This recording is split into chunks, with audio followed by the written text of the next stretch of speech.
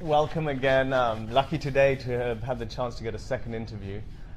This one came a little bit serendipitously through a few connections, and I had to jump on the opportunity to speak to this man who we're going to welcome on next.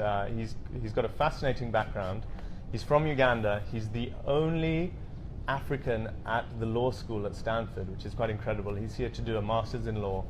And I'm just very excited to welcome him on and have a conversation. So without further ado, let's welcome on Dwight Bigala. Dwight, Hey. pleasure to see you. It's a pleasure, it's a pleasure. Please. So Dwight, tell us a little bit what it's been like your year here at Stanford. It's a one-year program, right? Yep. Graduating this Saturday. Yep. What's the experience like been for you? Well, it has really been very, very amazing. I'm so humbled for this opportunity.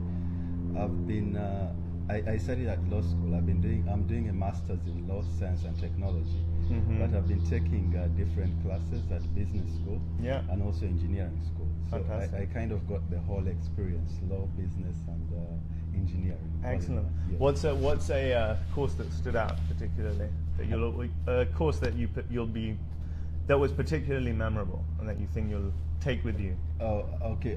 For law school, there is a course called Legal Informatics, which kind of shows you about the future of law and technology. It is very, very important. Yeah. Business school, I did a course called Venture Capital, which was also very, very good.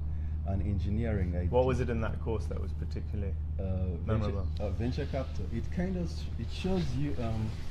You learn about the rules about Silicon Valley. You know, Silicon Valley handles 2/3 of the VC capital worldwide, and it's very, very important to understand how does that market work. Mm-hmm. You see, for most people who are outside Stanford and who don't get that who don't attend it, it's not so easy to get that insight because they call quite a number of guest speakers from the Valley who enlighten you. Yeah. So that is something I enjoyed about the course. I know some of those learnings something you could see yourself taking back to Uganda and East Africa. Yeah. Something I'm hoping to do is we're working on a company, so we got a lot of practical advice here. Yeah. It's more of an AI company. Oh, fantastic. Focused in the field AI, artificial intelligence. Yeah. Focused in the field of law. Okay. Yeah. So the knowledge I gained at school here in business school helps improve on the business skills to scale such a company. Okay. Yes. And so what was it originally that got you interested in both technology and law, and then combining the two and doing technology law? What was that journey like for you in Uganda? You grew up in Kampala? Yes, I grew up in Kampala, Uganda. Okay. Yes. Yeah. So that journey to come to realize that's what you were passionate about. Okay, I think right from the time I was young, I've always been fascinated by technology. But I did law because law it's really, really important. It cuts across all fields. Yeah. But still, my passion for technology remained. So within technology, there are specific areas I got interested in over time through research. One of which was cybersecurity and computer forensics. So before I completed law school in Uganda, 60 days before I completed, I began a company of mine called Computer Forensic Specialists. Okay. So we have been doing computer forensic work, cybersecurity and ICT legal and policy advisory to governments and the financial services sector. Just in Uganda or what? Mainly in Uganda. We also did some work in Rwanda. Okay. Yeah, so that has been our key focus. So are you still running the company from here? No. I work with a team of colleagues. There's a colleague of mine called Noah Balensavu and Gilbert.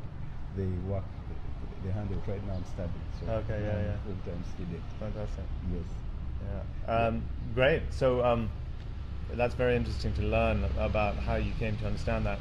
And you're going to be staying in the US after your graduation for a little bit, but trying to build a business that cuts across both countries. Yeah, we have been talking to investors. Something that is, you see, Africa currently is it's looked at as the second fastest growing continent by 2020. I've been reading some of those statistics. But what also excites investors about certain business models is if you can have a business model here and also scale it in terms of harnessing the resources back home, because for instance in Africa the engineers are good. Yeah. You see, they're as good as the ones here in Silicon Valley, and at times even better. For instance, some of the projects we have worked on have been for USAID, USAID-based projects, and those have been done by local engineers. So if I'm looking at it in terms of harnessing the benefits of both continents. You see, the thing with Silicon Valley, it has financial resources. The investors want a company here, they can invest some money, and we use some of the skills back home to grow it.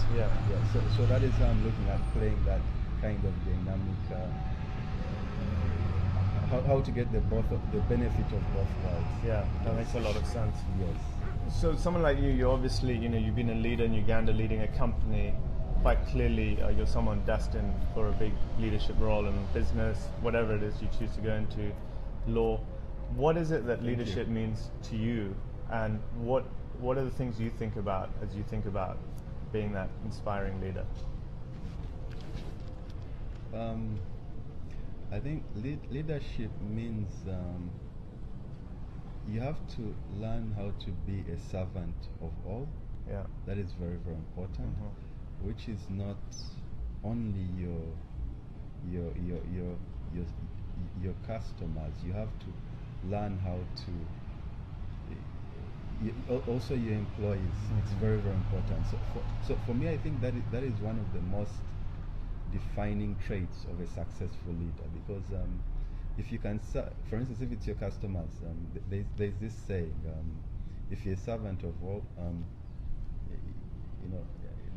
it's more like if you're a servant of all, everyone will come to you.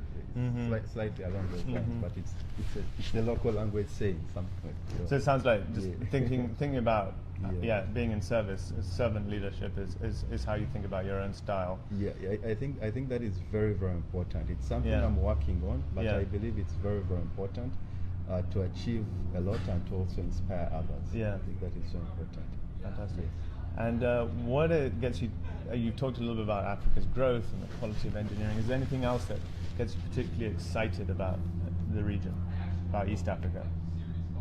Oh, I think... I mean, for instance, there's always talk of better regional integration and how that's going to help the greater region. I think Africa has a lot of very, very strong points. For instance, we have over 60% of the world's arable land is in Africa. So on top of that, if you have to look at it from the context of just sheer manpower, we have 1.2 billion people.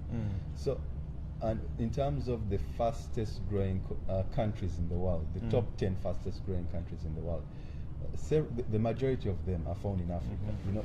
It has a lot of good things going for it. Yes, there's some wrinkles here and there, but well, all continents have them. Many other countries have them. So I think right now, I think the future is really, really bright for Africa in many, many ways. In some areas we are trying to find our way forward, but I think there is a lot of hope. You see, it's not like the dark days of the 60s, for some people the 70s, where there was a lot of civil war. Right now, in many countries, there's a lot of stability. We have a huge population of the youth compared to most of Western Europe, where they have a more aging population. So we have a lot going for us. We have a lot going for us. I think we just need to remain more and more positive, and to try to harness the benefits in the developed world. I think that's what we have to do. For instance, technology is one area I see can help Africa get out of a lot of these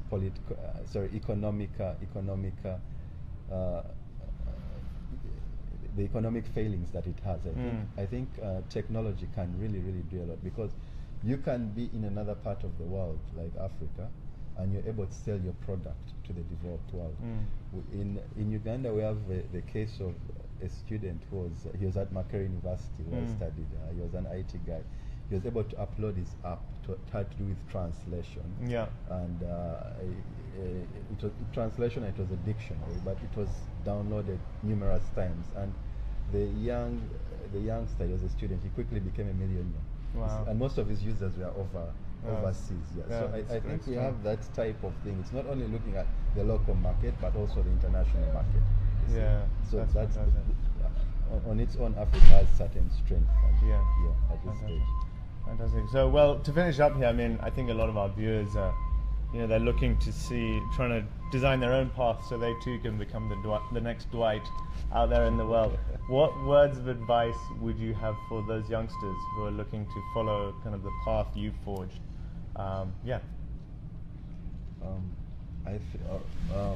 Some of the words I would advise these guys as youth, I would tell them not to, in case they fail in life, that's one of the things. It happens a lot, whether it's business or personal life.